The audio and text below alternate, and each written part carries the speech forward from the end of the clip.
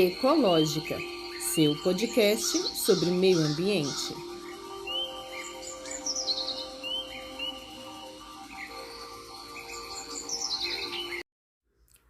Olá, sou Tatiane Costa e este podcast irá explicar, conversar, debater e te atualizar sobre todas as questões acerca do meio ambiente. Sejam todos bem-vindos e bem-vindas. Olá, ouvintes! Hoje é quarta-feira, 23 de fevereiro de 2022. Mas antes de começar, eu gostaria de esclarecer que na semana passada, dia 16 de fevereiro, também quarta-feira, era para ter saído esse episódio, o quinto dessa temporada.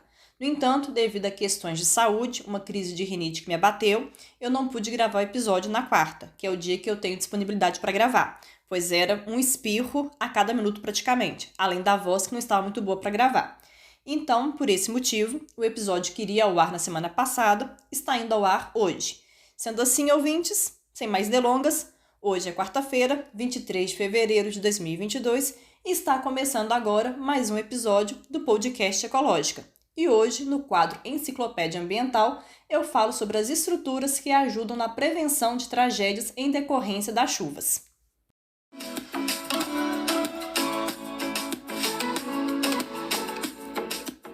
Enciclopédia Ambiental, um quadro que elucida processos, fenômenos, tudo que se refere à temática socioambiental.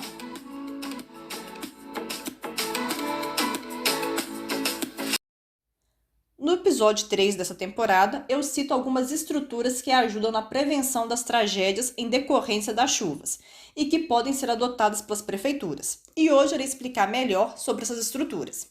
E começo falando dos jardins de chuva, que são espaços que contribuem para a captação das águas pluviais, permitindo a infiltração da água da chuva no solo e, com isso, contribuindo para a recarga do lençol freático.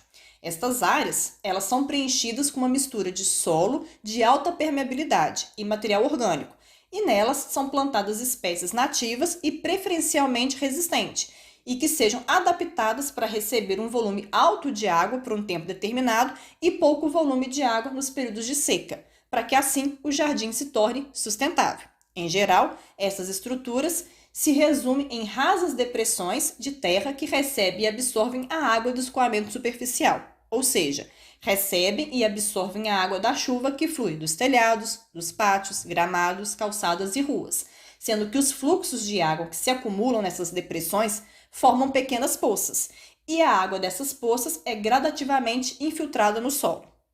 E os jardins de chuva permitem que 30% mais água penetre no solo, quando comparados com o gramado convencional, além de remover até 90% dos produtos químicos presentes na água da chuva das grandes cidades e até 80% dos sedimentos do escoamento da água da chuva.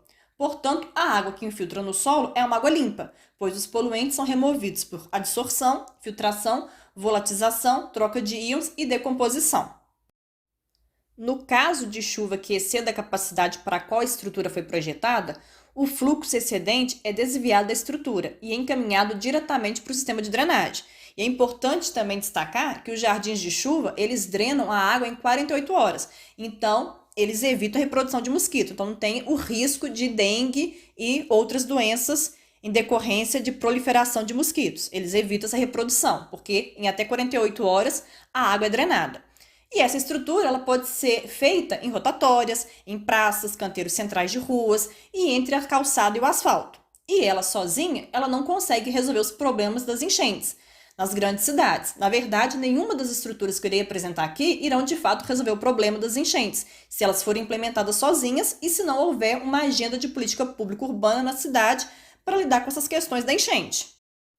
Porque resolver mesmo o problema, o que seria mesmo de fato uma solução, seria voltar os cursos d'água que passam em nossas cidades ao natural, isto é, destampar, descanalizar, refazer a mata ciliar em suas margens, desocupar e manter desocupada a planície de inundação dos cursos, mas isso é algo muito complicado e complexo. Talvez seja até mesmo inviável, uma vez que nestas áreas se construiu uma cidade ao redor, ou seja, a residência, comércio, via, dentro dessas planícies de inundação. Então, é uma solução bem difícil de implementar. Pois para onde iriam essas pessoas? É uma discussão e tanto essa, porque além da questão das questões que eu expus no episódio 2 dessa temporada, tem mais essa questão, a do espaço. Onde realocar essas pessoas? Porque se a prefeitura vai então implementar essa solução, irá remover essas famílias, esses comércios dessas áreas como uma solução para o problema das enchentes, então a prefeitura não pode realocar essas pessoas em qualquer lugar, em qualquer área. Ou seja, não pode realocar essas pessoas em uma área que também está sujeita a alagamentos. Ela tem que realocar em áreas seguras, que não é sujeita a alagamento nem a deslizamento. Não é mesmo? Estamos aqui querendo implementar medidas de segurança. Então, por isso que a população tem que ir para uma área segura, né? Enfim, é uma discussão e tanta, bem complicada e talvez até inviável de se fazer perante essas complexidades todas. Mas enfim, voltando às estruturas que irão resolver tais problemas, desde que implementados em conjunto, dentro da possibilidade, né, de serem implementadas conjuntamente e desde que haja uma agenda de política pública urbana para essa questão das enchentes e desde que esta agenda também considere o contexto de mudanças climáticas na hora de realizar seus estudos, seus projetos e de executá-los, vou agora falar dos telhados verdes. Os telhados verdes são áreas de vegetação instalada nos topos dos edifícios como um revestimento final, sendo que essa cobertura vegetal deve possuir um crescimento médio e deve ser plantada sobre uma base impermeável. Basicamente, a estruturação do telhado verde deve ser a seguinte: temos o telhado, que precisa ter uma estrutura que suporte toda a carga que irá receber acima, porque serão colocadas várias camadas sobre esse telhado, e a primeira camada a ser instalada sobre ele é uma membrana impermeável, né? Ou seja, a prova d'água, para evitar o contato da água com a estrutura do telhado e assim provocar abalos nessa estrutura do edifício. Depois, reveste com uma camada protetora, que irá fornecer uma proteção física a essa membrana de impermeabilização, que vai reter umidade e nutrientes, e atuando também como uma barreira contra as raízes. Por cima dessa camada, virá uma camada de drenagem, que irá evitar o alagamento indesejável da área, além de reter parte da água pluvial necessária para a vegetação em período de estiagem. Depois, por cima dessa camada de drenagem, é adicionado o geotêxtil, que é uma camada filtrante, responsável por evitar a passagem de partículas do substrato para as camadas abaixo do sistema. Sobre essa camada de geotêxtil, vem o substrato. É adicionado o substrato, que dará suporte e sustentação à cobertura vegetal, que irá na próxima camada, né, que virá na camada seguinte.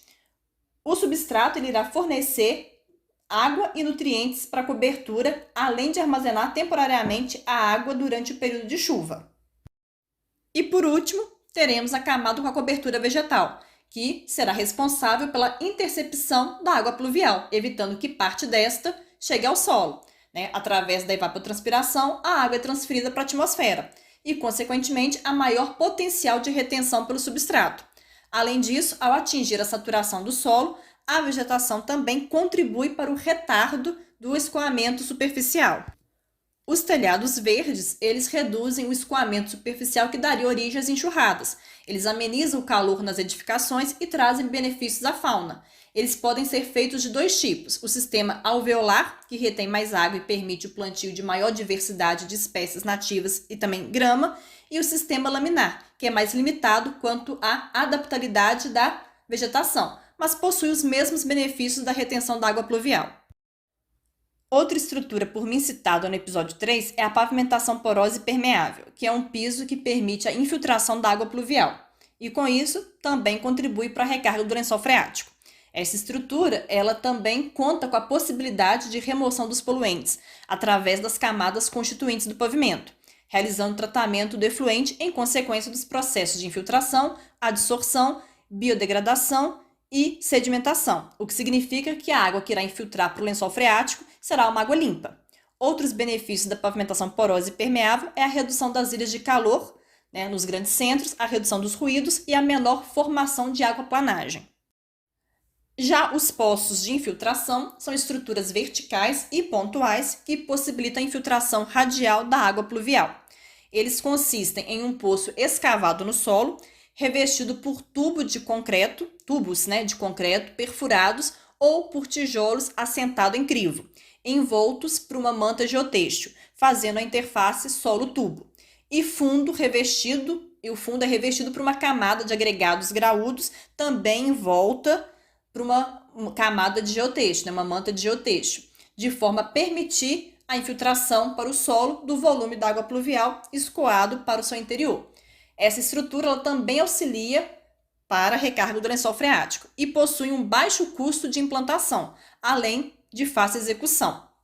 E ocupa pouco espaço, podendo se associar a outras estruturas como a pavimentação porosa e permeável, a trincheiras e valas. Apesar de não ter citado as trincheiras no episódio 3, eu vou fazer uma explicação breve aqui do que são elas, né? O que consiste essa estrutura.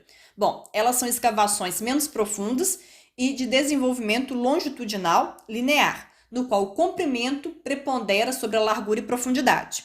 E também é uma estrutura a ser adotada para essa questão de enchente, cuja finalidade é o armazenamento temporário das águas pluviais, visando uma posterior infiltração dessas águas no solo, sendo sua principal função a redução do escoamento. Elas promovem uma recarga também do lençol freático e o tratamento da água através da infiltração no solo, em que filtra sedimentos finos, metais e hidrocarboneto. Outro benefício é o incentivo aos processos de adsorção e biodegradação. Devido à sua característica linear, o potencial de infiltração de uma trincheira ele está relacionado ao seu comprimento, levando a bons resultados quando há uma maior área de contato. Assim como nos poços de infiltração, as valas escavadas em trincheiras elas podem ser preenchidas total ou parcialmente com material granular e revestida com geotexto, para evitar a passagem de sedimentos finos e também para evitar a colmatação. E as trincheiras, elas são sistemas mais adequados para lugares onde o solo é permeável e o nível freático encontrável do lençol se dá em maior profundidade, logo abaixo do fundo da trincheira. Nesse sentido, áreas urbanas muito densas, cujos solos apresentam baixa infiltração, deve ser evitada a implantação desse sistema. O local mais indicado para a instalação desse tipo de estrutura são parques de estacionamento, estradas e áreas residenciais abertas. E essa estrutura também conta com um revestimento vegetal no topo da trincheira, para proteção contra a contaminação do solo. Já as valas de infiltração, que também são uma estrutura a ser adotada para essa questão das enchentes, e que também não citei no episódio 3, elas são depressões escavadas no solo que visa recolher águas pluviais, armazenar temporariamente e favorecer sua infiltração. Esse sistema pode incorporar pequenas barragens de desaceleração que favorecem a infiltração e protege contra a erosão. No entanto, o sistema pode causar também a colmatação, isto é, pode entulhar a depressão e os sedimentos podem acabar preenchendo essa depressão, né? O que pode estagnar a água, né? Impedir a água de infiltrar. O sistema também pode permitir a passagem de poluentes, portanto, é uma estrutura que precisa de manutenção constante.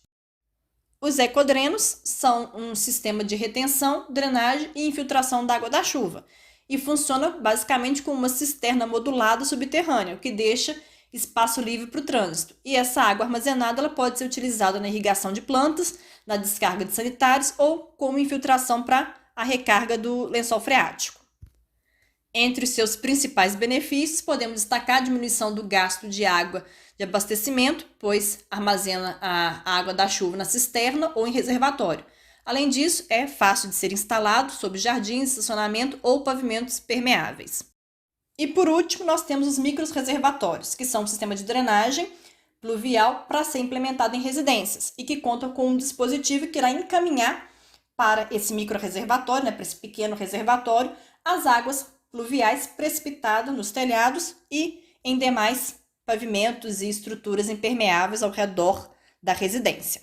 Bom, essas são algumas das muitas estruturas que compõem um sistema de drenagem sustentável e que podem solucionar os problemas das enchentes, desde que seja avaliada a sua viabilidade, porque nem sempre será viável a implementação de alguma dessas estruturas, então é preciso fazer essa avaliação primeiro, desde que sejam implementadas em conjunto quando possível. Todas em conjunto pode ser que não seja possível, mas às vezes ocorre. Quando for possível a implementação de todas, ótimo, implementamos todas. Quando não for possível todas, pelo menos uma ou outra, sempre dá para fazer a combinação. E é importante que essas combinações sejam feitas e que sejam feitas quanto mais combinações forem possíveis, porque quanto mais combinações, melhor será para solucionar o problema. E desde que também haja uma agenda de política pública e urbana na cidade para lidar com essa questão de enchente. E desde que essa agenda também leve em consideração o contexto de mudanças climáticas na hora de realizar os estudos, as avaliações, as análises e também na hora de elaborar e executar seus projetos. Porque as mudanças climáticas aqui também têm contribuído muito para intensificar as questões de enchente e de inundação nas cidades. É isso, ouvintes. Chegamos ao final de mais um episódio do seu podcast sobre o meio ambiente, o Ecológica. Eu agradeço a vocês por terem ouvido, espero que tenham gostado e até o próximo programa. Espero vocês lá.